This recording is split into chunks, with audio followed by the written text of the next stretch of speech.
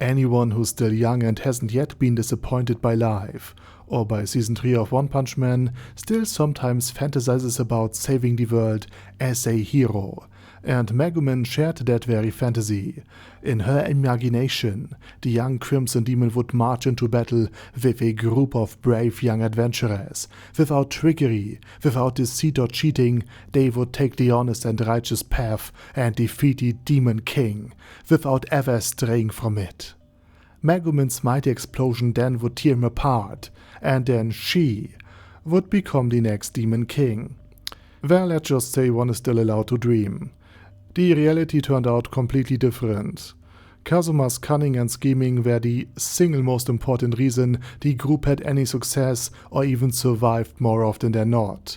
And in general, Kazuma's party had a reputation somewhere between EA and the animation quality of One Punch Man's third season. In other words, Megumin's fantasy of joining an honorable hero team went straight into the trash. But, spoiler warning, even though it was Kazuma who ultimately defeated the Devil King, he did so using explosion magic, because his long study of that magic allowed him to use it as the only truly high-level spell that he ever knew.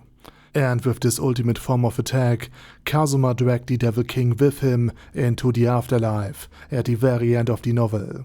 Which led to Megumin, now without a rival, doing exactly what any normal and sane person definitely wouldn't do. She proclaimed herself to be the new Devil King and attacked the Devil King's daughter, who had just returned from the battle at the royal capital, and with a series of explosion spells at that. And that wasn't even the first army she had hit that very day with 1 or 2 nuclear-level blasts.